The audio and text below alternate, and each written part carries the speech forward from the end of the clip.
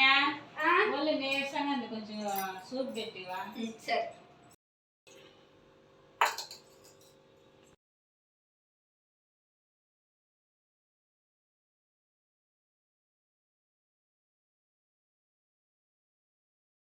అక్క నన్ను చీరలు పెళ్లి పెట్టుకున్నాను కదా, అక్క దగ్గర మార్కులు కొట్టాలి, చీరలు అక్క చెప్పకుండా పెట్టేస్తే ఐరన్ చేసి పెడతాను చెప్పి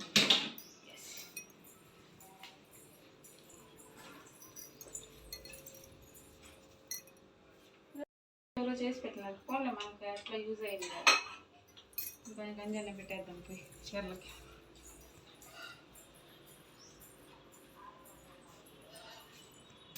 లావణ్య సోప్ అయిందమ్మా, నేను సూప్ అడిగా, నీరసం వచ్చేసిందాక. చేస్తాను తర్వాత. సూప్ అడిగంట అయిందమ్మా. సూప్ ఏమైపోయింది పెట్టింది? పొద్దునాడు సూప్ పెట్టింది, ఏమైంది? ఏమో నేను రానే లేదమ్మా వంట రూమ్లోకి, నేను ఎడే కూర్చోన్నాను. ఏమైంది? ఇదే అడిగెత్తుకోపోయినా సూప్ పెట్టినాను ఇంట్లో. అయ్యో ఇది సూపా? నేను సూప్ చేసినాను.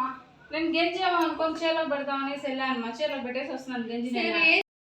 ఈ లావనే నేను సూప్ అడిగితే గంట అయినా సూప్ లేదు. ఈ తింగర్ ఏమంటే ఆ సూప్ గింజ అనుకొని చీరలు పెట్టేసి వచ్చింది.